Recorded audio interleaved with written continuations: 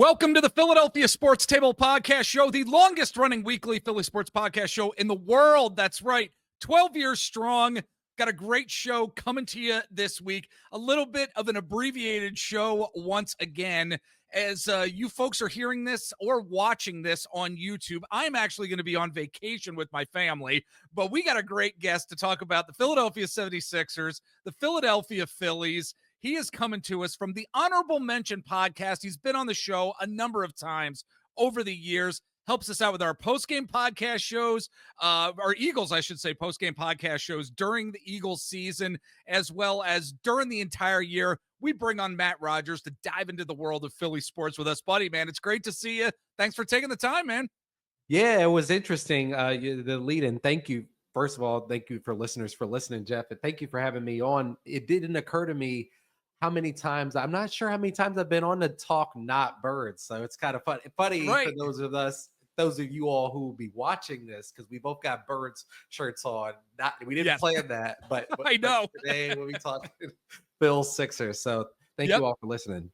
Absolutely. Again, like I said, folks, the Honorable Mention podcast. I listen on Apple Podcasts, but Matt and the Honorable Mention are over on YouTube. Subscribe there, and you can also check out the Honorable Mention podcast on whatever audio podcast platform you may be listening to us on. So let's get this discussion started. First, we're going to be diving into the Philadelphia 76ers, the upcoming draft, what that may end up looking like, and what it means for the future of this team. Matt, whatever the Sixers do at number 3 overall is going to be huge for this team and for the team's future. You know, whether they trade out of the number 3 spot, or if they take, VJ Edgecombe or even Trey Johnson, it's gonna set a new stage in motion in some way, shape, or form for this team. And I'm wondering, what are your thoughts here as the draft is right around the corner? Whether it's excitement, whether it's any sort of predictions that you have for what may happen, or what it just means for the future. What are your thoughts here, buddy? It's pretty pivotal. I mean, I think, not to be a downer, but I mean, I think that the process, it's highly in question. It's doubtful that it will end up getting to itself being the exact success. So you hope that you can't get rid of Joel Embiid. It's good business. You have to keep and honor that contract, and most likely you have to keep and honor the contract with Paul George. So you have to look at it and say, with those guys, and then you include Tyrese Maxey, Jared McCain coming along, how do I really give myself a chance? And you just saw two teams who weren't exactly super teams get all the way to the, being the last two teams playing. So I like the pick. And maybe I'll just say, and we can get to the pick later, I think this is very pivotal. I think because you're not going to get a chance to undo. There's always these sports fantasy ideas. Oh, we get rid of Paul George, we get John Morant. We put him with Maxey. Crazy ideas in the world of not that. It's highly unlikely that they get to really make any other significant move. You're going to do mid-level exception moves. You lose Yabusele, so it's really important that they get this right. Yeah, it absolutely is. I'm a VJ Edgecombe fan, to be honest. Me too. As we're going through this process, if it was me, and of course, I am not Daryl Morey, and not too many people are, and we're going to be talking about Daryl Morey. We're going to be talking about draft picks that this Sixers organization has drafted in future weeks for sure on this podcast platform. But at the end of the day, I'd take VJ Edgecombe if I had to make the pick right now, if it were me. Are you thinking the same thing? Oh yeah, I was trying to say it, but absolutely, I agree. I think the best way forward is because a guy like Ace Bailey is making it very clear to you, not to say he's a bad guy or that his agent or whoever is representing him and advising him are bad people. He's trying to make a move and say, if I'm reading his sports psychologist, amateur outside looking in sports psychologist, he's really just trying to be the man. He's trying to make clear to people, hey, pay attention to me. I'm the guy. I don't know how on this team exactly. You do always have to leave space and ball distribution in a place where potentially, if we do get back to peak Joel Embiid, Ace, I don't care who you are. You're not going to be the man. If Joel Embiid is feeling 100%, nobody on this team is going to be the man but him. And so it's going to leave him hungry. I think the other stuff will, VJ's shooting, his ability to space the floor, and the 3-guard lineup pushing Paul George to the 4, or even potentially as a huge bench piece. You give him a ton of minutes, just keep it going, keep everybody fresh, maybe keep Joel Embiid fresh. I think that's the better team construction route to go. Ace Bailey, you're going to have the higher 2K25 overall team rating, maybe TK26 too, potentially. Yeah. But long term, as you build a franchise, you build a business. I think VJ Edge comes and don't speak to, without even speaking to the fact that clearly Ace Bailey's not, there's an aspect there where it's kind of Ben Simmons-ish. It's going to, this team is going to be on his ass, is on his rear. Maybe you'll have to cut that out later, but no, that's fine. I don't care. On him about, you're going to have to get it done. And, this me kind of stuff is maybe not the right fit, and maybe better all around team construction and, for Ace and everything that we just, it was nice dating you, Ace. Cool couple nights. It was great at the concert. I'll never forget it, but right. Sounds good, man. Well, I mean, it kind of dovetails into what we are hoping that this Sixers draft is going to be when it's all said and done, Matt. And I'm wondering, what are you hoping that we'll be able to say about this team really heading into this coming season after this draft? Because if you do have a talent like VJ Edgecombe, and it's going to provide a different type of asset for you. It's going to provide a different variable in terms of the team construction, of course. But I mean, at the end of the day, when you're reflecting on what this Sixers draft is going to be, what are you hoping that we're going to be able to say about this team heading into this coming season? That, I think that we just have a hope of that we got a vision past the process. I kind of spoke on that a second ago. Yeah. I don't want to be too negative about it, especially because there's a lot of there's realities. Yes. There are realities though, Matt. The Seriously, process was not a success. Right. And the Paul George move was a bad move. Yes. There've been a lot of bad moves over the years, a lot, and it's okay to say them. But I think Daryl Morey has been resilient. I will say that. I will say there's a certain resiliency to this organization. Yes, absolutely. So, I just hope at the end of this draft, yes. I hope there's some optimism, like some real optimism, not the fake type of optimism after drafts. We're all sports fans. We love it after the drafts because we look at talent, whether it's the Eagles, whether it's the Flyers, the Sixers, Phillies, whoever. You look at drafts and you're like, okay, yeah, we're feeling good. We're feeling good. Sometimes we fake ourselves out with that type of mentality of just the immediate reaction. But I want that actual reaction of, okay, I'm feeling good about this team heading into the season. A lot of that is dependent on Joel Embiid's health too. I mean, that's the reality as well. I don't factor in that he's going to be around.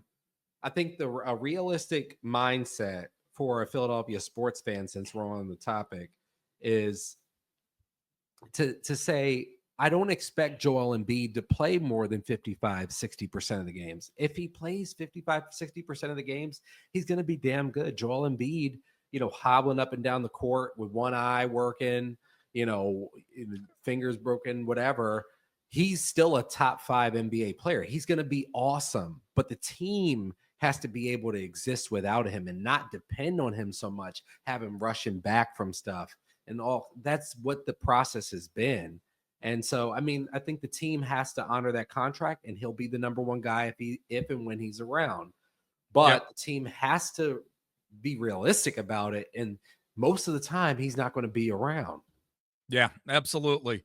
Folks, let us know what you are thinking about this Philadelphia 76ers team and what they may and what you are hoping they are going to look like in the future. Philadelphia Sports Table at gmail.com. We'd love to read your email here on the show and respond to it. If you're watching on YouTube, It's right in front of you right there, philadelphiasportstable@gmail.com. For you audio listeners, write it down, keep it in your phone, email us, let us know what you're thinking in the world of Philly sports. And again, we're talking to Matt Rogers from the Honorable Mention Podcast. Subscribe to the Honorable Mention Podcast on YouTube, and also he's on various audio platforms too. I listen on Apple Podcasts. Oh, he's over on Spotify as well. So check out the Honorable Mention Podcast. Let's dive into the Philadelphia Phillies here. They won the series against the Mets this past weekend after getting absolutely dogged by them earlier this year, getting swept by them, and we're all thinking to ourselves, oh my gosh, is this what's going to happen every time these two teams meet? But no, this past week, the Phillies took the series against the Mets in a pretty convincing way. It was. I will say, Short and of the two Soto it makes dingers. me wonder how Those Soto dingers were convincing. Yeah. Absolutely. And I wonder where this NL East is going to be going, how it's going to be trending, because the way it's trending right now, it's going to be tight the entire season between the Mets and the Phillies here. How do you see the NL East really taking shape over these coming weeks and months here, Matt? Great question. I'm buying stock in the Atlanta Braves right now. I think the Atlanta Braves are you okay? Aren't they like 10.5 back? Not to win it, but as a sneaky, dangerous wild card team, a la 21 Phils, as they round into shape. Acuna, he's collecting 2 hits a night, 3 RBIs, hitting a dinger. Their pitching rotations shaping up. Okay. So I think that they'll be picking off they're not going to be getting swept or 2 out of 3 by the Mets, 3 out of 4 against the Mets or the Phillies. They're going to be picking off a game here or there. It's going to come down to those two all the way to the end. I really don't know what to say. I mean, I think right now, though, if I got to say just on vibes, even after the good series last weekend, vibes are still not sky high, man. I just don't feel great about it. I mean, I think like Juan Soto, it felt like he barely even touched those baseballs. And he's coming up, like one of these major league, sluggers in a baseball movie, like with the ultimate confidence against these Phillies pitchers. I think Orion Kirkring has been pretty good recently. But after losing Alvarado, I gotta say, I don't trust this. I don't trust the pen. I mean, and I hope I'm wrong late. But right now, just we threw out Taiwan. I don't know what inning he should be pitching in. I mean, I root for him, but yeah. So if I got to give an edge, I got to give the edge to the Mets. Surprising. I don't want to say it, but right now, this team, could use some help there.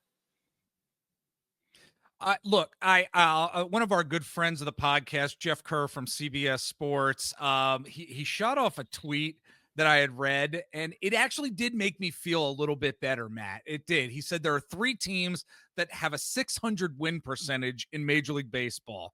The Tigers, they have a 620 win percentage. The Dodgers have a 608 win percentage.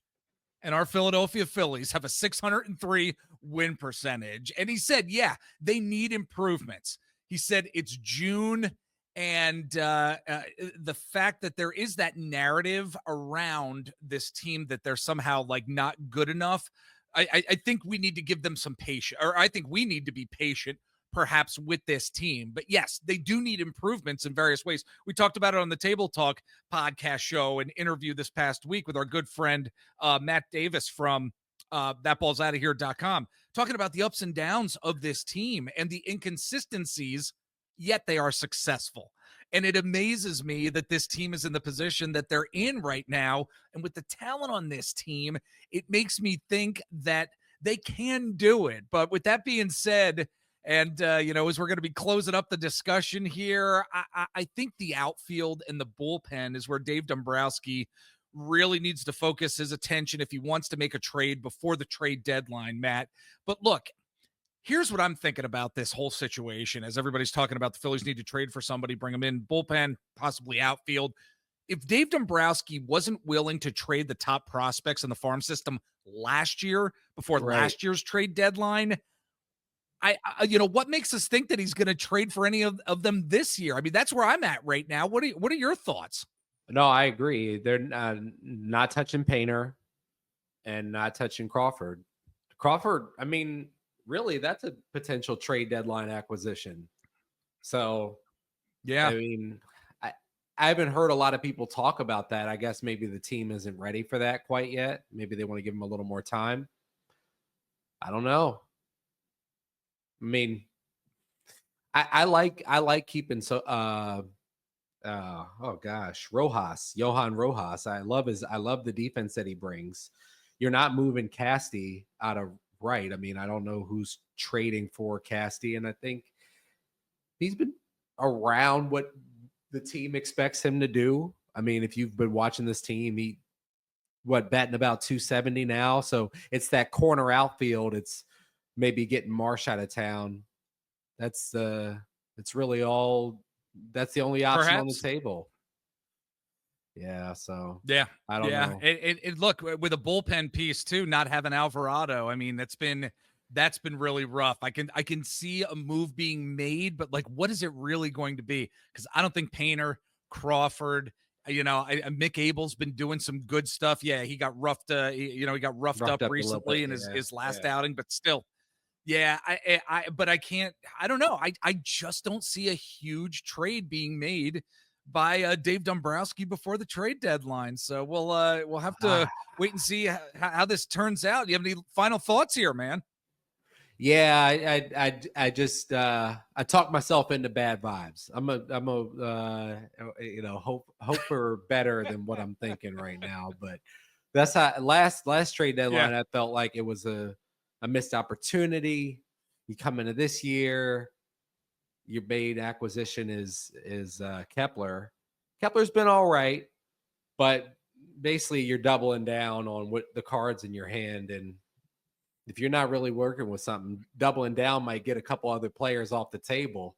You might stay in the game a little longer, but you're not going to walk away with the big prize. So, and I think that that's all that really the Phils fans are at this point. I mean, it's a weird place to be. These are the last thoughts I'll leave you with, Jeff. Thank you for having me on. Thank you for listeners for listening to all my diatribes. But I think at this point, Phillies fans, we've seen this iteration of the Phillies take us through every emotion, right? Pissed off, ready to fire everybody, love everybody. They're the underdog. They're the favorite. They're the middle team. Maybe they have the chance. So at this point now, they're in the weird sports place where it's like, damn it, win or just like shut up. And I'll just, it's like they kind of in a weird place where an NLCS appearance isn't really going to satisfy anybody. yeah, yep.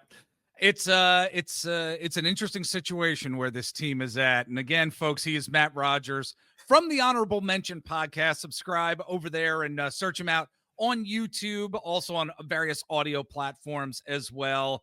Buddy, it was great talking to you. I love seeing you, love hanging out when we have the opportunity to, and we need to do In that person at some point down the road. So come back. Let's talk more Eagles. Let's talk Sixers, Phillies in the future. I'd love to have you back on the show, my friend. Thank you. Thank you for all you listening. All right, folks, we are going to, if you are watching on YouTube, we're going to be ending this podcast show. But if you are listening to the audio, you are going to be hearing Eric and I talking about some of our Phillies season predictions. How stupid did we sound? How intelligent did we sound?